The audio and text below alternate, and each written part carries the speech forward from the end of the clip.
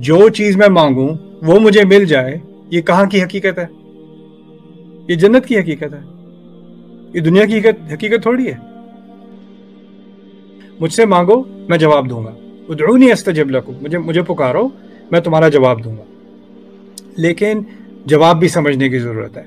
انسان جب کسی سے کچھ چیز مانگتا ہے، میں آپ سے کچھ چیز مانگا، آج ذرا پراٹھے بنا دیں، دل چاہ رہا ہے، رائٹ؟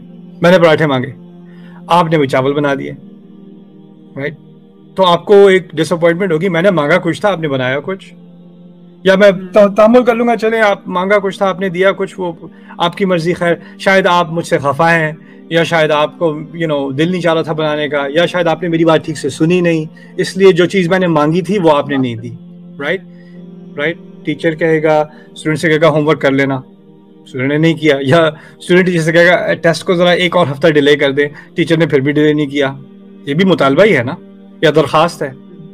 اب یہ ذہنیت جو انسانوں کے درمیان ہوتی ہے، اس ذہنیت کو ہم اللہ تعالیٰ کی طرف لے جاتے ہیں اور کہتے ہیں میں اللہ تعالیٰ سے دعا کی تھی کہ مجھے ٹوئنس چاہیے، اللہ تعالیٰ سے میں نے دعا کی تھی کہ میرے اتنے پیسے جمع ہو جائیں کہ میں موٹر سائیکل لے لوں، یا اللہ تعالیٰ سے میں نے یہ دعا کی تھی کہ یہ جو ہے بیٹی کا رشتہ یہ اس سال ہو جائے، یا یہ جو ہے یہ ہماری توقعات ہوتی ہیں کہ اس سال کچھ ہو جائے، اس مہینے کچھ ہو جائے، یا اس طرح سے ہو جائے، یا اس طرح کا ہو جائے، یا یہ والا گھر مل جائے، یا یہ والا رشتہ بن جائے، یا اس طرح کی ہماری بڑی اسپیسیفک ریکویسٹ ہوتی ہے۔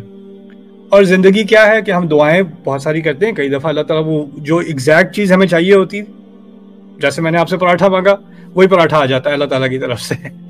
لیکن کئی دفعہ کیا ہوتا ہے، ہم مانگتے کچھ ہیں لیکن احساس ایسا ہوتا ہے کہ کوئی کچھ ملا نہیں۔ سوچنے کی بات یہ ہے کہ آپ نے جو مانگا، پہلی اس میں بھی اللہ تعالیٰ نے ہمیں کچھ تعلیم دی ہے۔ ہمیں اللہ تعالیٰ نے کہا ہے جنت کے بارے میں، وَلَكُمْ فِيهَا مَا تَشْتَهِي أَنفُسُكُمْ وَلَكُمْ فِيهَا مَا تَدَّعُونَ۔ جنت میں تمہیں جو چاہو گے ملے گا، اور جس چیز کا دعویٰ کرو، جس چیز کا مطالبہ کرو گے وہ تمہیں دے دی جائے گی۔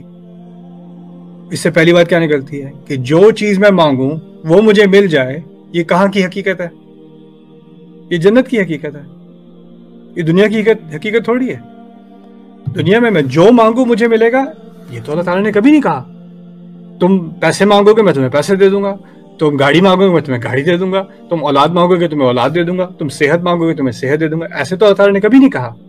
کہا کیا ہے؟ استجب لکم، تمہاری دعا کا جواب دوں گا۔ اللہ تعالیٰ کا جواب اللہ تعالیٰ کی حکمت کی بنیاد پر ہوتا ہے، وہ اس کی اپنی زبان میں ہوتا ہے، اور اس کا جواب ہو سکتا ہے جیسے یعقوب علیہ السلام ہے، تکلیف میں ہے، ان سے زیادہ ہم کون کمپیٹ کرے گا یعقوب علیہ السلام کی عبادت سے؟ وہ نبی ہیں اللہ تعالیٰ کے۔ اس نبی نے اپنے اولاد کی خیر کے لیے کتنے سالوں دعا کی ہوگی، اتنی دعائیں، اتنا روئے ہوں گے کہ وہ اندھے ہو گئے۔ اللہ تعالیٰ نے جواب دیا، لیکن کب دیا؟ کئی سال دیا، 20 سال بعد، 25 سال بعد، پتہ نہیں کتنے سال بعد اس دعا کا جواب انہیں ملا ہے، پھر ان کی آنکھیں واپس آئی ہیں۔ تو اتنے سال وہ جو گڑ گڑائے ہیں، کیا وہ دعائیں ضائع گئیں؟ سوال پیدا ہوتا ہے نا۔ تو اس قصے کی روح سے ہی سمجھ لیں کہ اللہ تعالیٰ نے جب یوسف علیہ السلام کو اپنے بھائیوں کے ہاتھ اغوا ہونے دیا، لیکن اندازہ کریں کہ جب ان کی ان کا جو قصہ ہے اس میں تبدیلی آنی شروع ہوتی ہے، اور وہ بادشاہ کے خواب کی تعبیر اللہ تعالیٰ کی وحی سے اور جو حکمت انہیں سکھائی گئی ہے اس کی بنیاد پہ وہ کرتے ہیں۔ اس کے بعد انہیں گورنر کی پوزیشن ملتی ہے، فائنانس منسٹر کی پوزیشن ملتی ہے مصر میں، اور اپنے اس تعبیر کے حساب سے وہ بجٹ کرتے ہیں کہ 7 سال کھیتی اچھی ہوگی، اس میں پھر بھی کھیتی اچھی بھی ہو تو کھل کے نہیں کھانا، سیونگز کرنی ہے، کیونکہ پھر اس کے بعد مزید 7 سال قہر پڑنا ہے۔ اس قہر میں جو سیونگز کی تھیں اس سے ہی کھا کے گزارا کرنا ہے، جو بچایا ہوا تھا، جو گنا بچایا تھا۔ پھر اس کے بعد ایک آخری سال آئے گا جس میں بہت کامیابی ہوگی، اس کے بعد سے نارمل ہو جائے گا، ٹھیک ہے۔ یہ 15 سال کا ان کا ایک فائنینشیل پلان تھا جو اللہ تعالیٰ نے ان کو دیا۔ اب اندازہ کریں اگر وہ جیل میں نہ ہوتے تو ان کی کبھی اس جو ان کے ساتھ تھا جس کی انہوں نے مدد کی تھی، اس سے کبھی بات نہ ہوئی ہوتی، اور جس سے ان کی بات ہوئی تھی وہ رہا ہو گیا، وہ جو ہے وہ بادشاہ کا جو جام ڈالنے والا تھا وہ تھا۔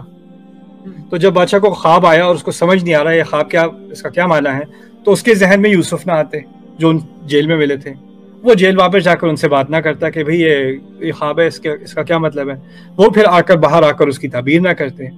اگر وہ تعبیر نہ کرتے تو قہر ہوتا 7 سال بعد، اور لاکھوں بچے مرتے، ایک یا دو نہیں، یعنی ایک تو یہ قصہ ہے کہ ایک باپ سے ایک بچہ بچھڑ گیا ہے، رائٹ، ظلم کے اندر، قحط سے کتنی اولادیں اللہ تعالیٰ نے بچائی ہیں، اور ان تمام اولادوں کے بچانے کا اور ان تمام جانوں کے بچانے کا جو ثواب ہے وہ نہ صرف یوسف کو مل رہا ہے علیہ السلام، لیکن ان کے والد کو بھی مل رہا ہے جو صبر کر رہے ہیں، جو دعائیں کر رہے ہیں اور صبر کر رہے ہیں۔ اللہ تعالیٰ نے جواب تو دیا، لیکن جواب ایسا دیا کہ دنیا اور آخرت کی دونوں کو ملا کر اس کی خیر کا جواب دیا، اور ہو سکتا ہے کہ ہماری تکلیف میں کسی اور کی اللہ تعالیٰ نے بہت بڑی خیر ڈال دی ہو، ایسا بھی ہمیں نہیں معلوم،